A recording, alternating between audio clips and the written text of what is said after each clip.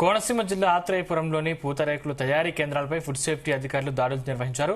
కల్తీ నెయ్యితో కొందరు దుకాణదారులు పూతరేకులు తయారు చేస్తున్నట్లుగా గుర్తించడం సంచలనంగా మారింది.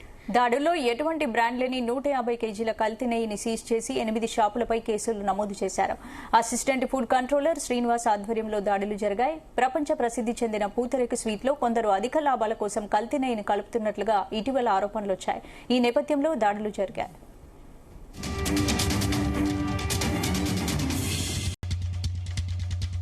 ఇదే అంశానికి సంబంధించి పూర్తి అప్డేట్స్ మా ప్రతినిధి ప్రసాద్ అందిస్తారు. ప్రసాద్. అంబేద్కర్ కోనసీమ జిల్లా ఆత్రేయపురంలోని పూతరేకు స్వీట్ అనేది కూడా ప్రస్తుతం ఒక బ్రాండ్ నేమ్ గాను, అదేవిధంగా ఒక ప్రముఖ స్వీట్ గా కూడా ప్రస్తుతం ప్రపంచవ్యాప్తంగా కూడా గుర్తింపు వెళ్తుంది. ఈ సమయంలో కొంతమంది ఈ కల్తీ నెయ్యిని ఇందులో వినియోగిస్తానని చెప్పి కూడా ఆరోపణలు వస్తున్న క్రమంలో ఇవాళ ఏదైతే రాజమండ్రి ఫుడ్ సేఫ్టీ అధికారులు దాడులు చేయడం జరిగింది.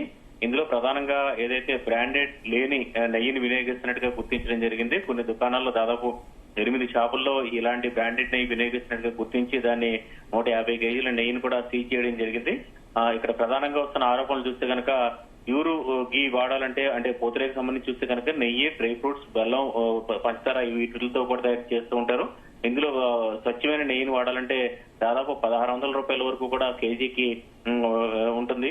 అయితే ఇప్పుడు ప్రస్తుతం కొంతమంది అంటే ఇతర ప్రాంతాల నుంచి ఇటు ఏలూరు, అదేవిధంగా రాజమండ్రి, విశాఖ ఈ ప్రాంతాల నుంచి కూడా కల్తీ నెయ్యిని తీసుకొచ్చి ఇక్కడికి వ్యాపారులకు ఇస్తున్నారు.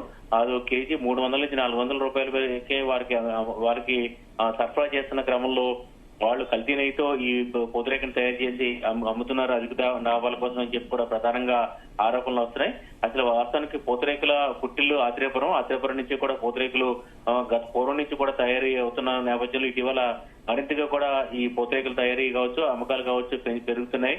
ఇతర ప్రాంతాలకు కూడా పూతరేకులు గిఫ్ట్ గా ఇస్తున్న పరిస్థితి ఉంది. ఈ క్రమంలో కల్తీ నెయ్యి ఏదైతే ఇటీవల కాలంలో కల్తీ నెయ్యి విషయంలో తిరుమల లడ్డు విషయంలో ఎంత సంచలనమైందో, ఎంత ఏదైతే ఆరోపణలు వచ్చాయో అందరికీ తెలిసిందే.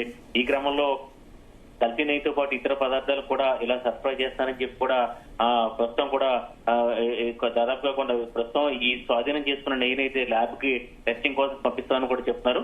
ప్రధానంగా ఎలాంటి బ్రాండ్ లేకుండా ఉన్న నెయ్యిని వినియోగిస్తే మాత్రం ఖచ్చితంగా అది కల్తీగానే భావిస్తామని చెప్పి కూడా అధికారులు చెప్తున్న పరిస్థితుల్లో ఈ ఆత్రేయపురంలో కొంతమంది వ్యాపారులు ఇలా చేస్తానని చెప్పి కూడా ఇక్కడ స్థానిక వ్యాపారులు అయితే కొంతమంది చెప్తున్న పరిస్థితి ఉంది.